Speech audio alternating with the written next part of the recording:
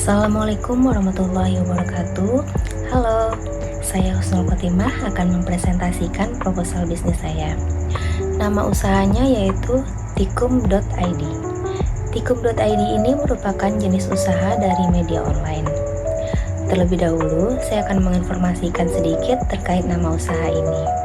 Tikum merupakan singkatan dari titik kumpul, sebuah istilah yang berarti tempat bertemu.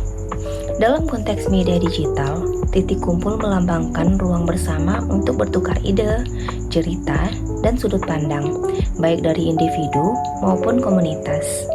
Tagline-nya yaitu, semua topik, satu titik, yaitu mengandung makna bahwa tikum.id menjadi wadah di mana semua bentuk informasi, mulai dari kabar harian, opini tajam, hingga kisah inspiratif, berkumpul dalam satu tempat yang saling memperkaya.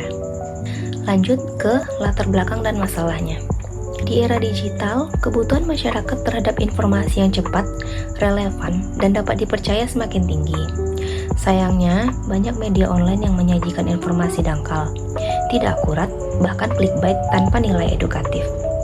Di sisi lain, topik-topik penting seperti edukasi, UMKM lokal, atau isu perempuan sering luput dari sorotan media arus utama. Oleh karena itu, dibutuhkan media online alternatif yang fokus pada penyajian konten berkualitas, berimbang, dan bermanfaat. Yang tidak hanya informatif, tetapi juga membangun kesadaran masyarakat terhadap isu-isu penting yang selama ini kurang mendapat perhatian. Nah, siapa sih target pasar dan segmentasi audiensnya? Target pasar umumnya yaitu yang pertama, masyarakat digital yang berusia 18 hingga 45 tahun. Yang kedua, para pencari informasi aktual dan inspiratif. Kemudian yang ketiga, bisa dari komunitas, pelajar, mahasiswa, dan pelaku UMKM. Kemudian, dari segmentasi audiensnya, yang pertama, berdasarkan edukasi, yaitu bisa dari mahasiswa, guru, dan pegiat literasi. Yang kedua, berdasarkan segmentasi perempuan dan parenting, bisa dari ibu rumah tangga, ibu muda, maupun komunitas parenting. Yang ketiga, berdasarkan lingkungan, yaitu aktivis komunitas hijau pelajar. Dan yang terakhir, berdasarkan segmen UMKM lokal, yaitu para pelaku usaha mikro dan komunitas lokal. Lalu, bagaimana model bisnis dari media online ini? Model bisnis yang pertama berdasarkan customer segments atau segmen pelanggan, yaitu yang pertama pembaca umum yang berusia 18 hingga 45 tahun. Yang kedua, para mahasiswa, pekerja, dan milenial urban. Yang ketiga, ada komunitas kreatif dan intelektual muda. Dan yang terakhir, pelaku UMKM dan pengiklan, baik itu dari brand, lembaga pendidikan, maupun komunitas. Kemudian, untuk value proposition atau proposisi nilainya, yang pertama, tikum.id akan menjadi media online terpercaya, menghasilkan konten berkualitas, dan fokus pada isu-isu yang jarang diangkat media besar. Yang kedua, akan menjadi media dengan gaya bahasa yang segar dan mudah dipahami. Yang ketiga, menyediakan ruang publik untuk opini, narasi, dan berita lintas topik. Yang keempat, mewadahi isu-isu lokal, komunitas, dan generasi muda.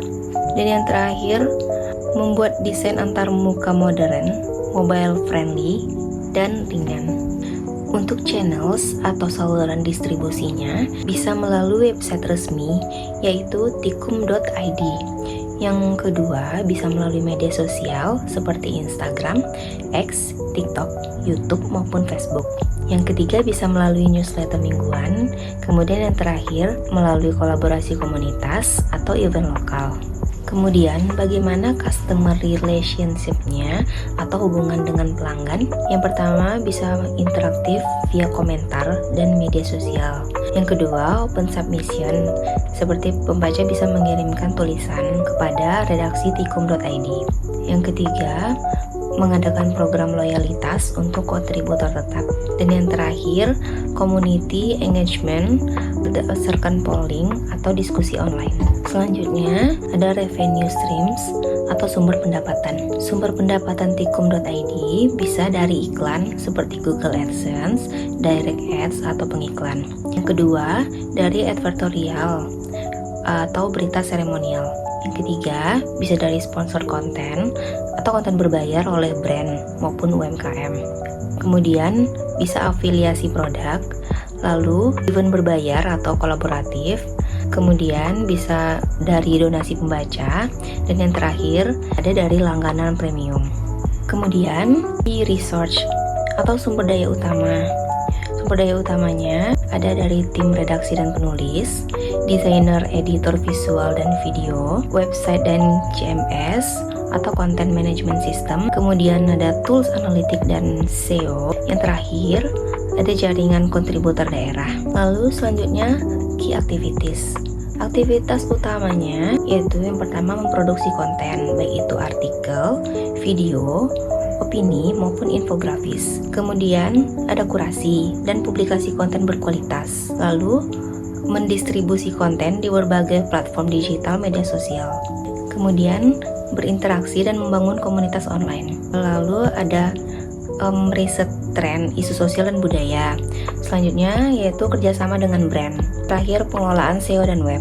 Kemudian key partnership atau kemitraan kunci. Tikum.id bisa bermitra dengan komunitas lokal atau komunitas kampus dan organisasi sosial.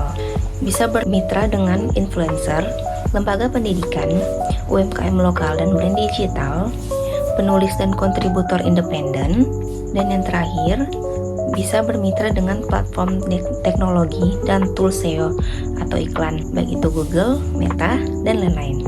Dan yang terakhir, cost structure atau struktur biaya. Pembiayaan yang pertama yaitu untuk membayar gaji tim, baik kontributor maupun editor.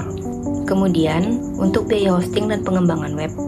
Yang ketiga, bisa berlangganan tools seperti Canva Pro, SEO Tools, maupun Google Workspace. Yang keempat, yaitu untuk biaya promosi digital seperti di media sosial. Dan yang terakhir, untuk biaya operasional tim seperti rapat, transport, perangkat kerja, maupun untuk memproduksi konten. Selanjutnya, bagaimana strategi pemasaran digitalnya? Yang pertama, penentuan target audiens. Audiens ditentukan melalui usia, yaitu audiens yang berusia 18 hingga 45 tahun. Yang kedua, target audiens berdasarkan segmentasi. Berdasarkan segmentasi yaitu bisa dari para mahasiswa, pekerja muda, komunitas kreatif, pembaca aktif, ataupun opini publik. Kemudian, berdasarkan karakteristik, yaitu audiens yang aktif di media sosial, mencari informasi cepat, senang mengeksplorasi topik ringan hingga kritis. Strategi yang kedua yaitu optimasi media sosial atau social media marketing melalui platform utama yaitu seperti Instagram. Di Instagram, kita bisa membuat visual artikel, carousel edukatif, ataupun reels berita pendek. Platform yang kedua yaitu melalui TikTok dengan membuat konten yang ringkas dan viral seperti contohnya berita hari ini dalam 60 detik. Kemudian yang ketiga melalui platform X atau Twitter dengan membuat opini, diskusi isu terkini maupun membuat polling. Dan platform yang terakhir yaitu melalui YouTube Shorts dengan membuat opini mini, highlight berita maupun cerita inspiratif. Untuk format kontennya ada 4. Yang pertama, bisa membuat infografis ringan. Yang kedua, kutipan artikel dan opini. Yang ketiga, bisa membuat video pendek dalam durasi 30 hingga 60 detik. Dan yang terakhir, membuat live session seperti diskusi publik atau wawancara komunitas. Strategi selanjutnya yaitu bisa menggunakan SEO dan konten marketing seperti mengoptimalkan artikel di situs dengan teknik SEO. Bisa menggunakan judul yang menarik, kata kunci relevan, ataupun meta description. Kemudian membuat konten pilar atau topik-topik yang dicari seperti gaya hidup, opini, karir, maupun isu sosial. Dan yang terakhir, meriset kata kunci mingguan dengan tools seperti Ubersuggest atau Google Trends agar muncul di halaman pertama Google. Kemudian, menggunakan email newsletter seperti mengirimkan newsletter mingguan yang berisi tentang sorotan cerita pekan ini. Menggunakan format yang singkat, padat, dan mudah dibaca. Kemudian, memberi opsi berlangganan dengan konten eksklusif, misalnya opini tokoh atau e-book mini.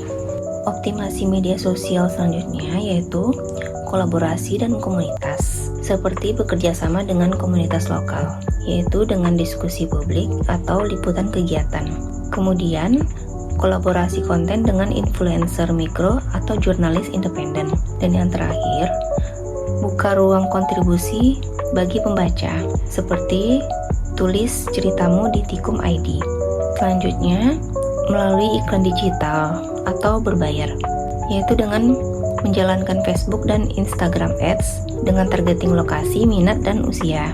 Yang kedua, bisa melalui Google Display Ads untuk memperluas jangkauan. Dan yang terakhir, mempromosikan artikel unggulan lewat konten bersponsor. Kemudian, menggunakan user engagement dan gamifikasi, seperti mengadakan kuis atau polling ringan via Instagram Story atau X.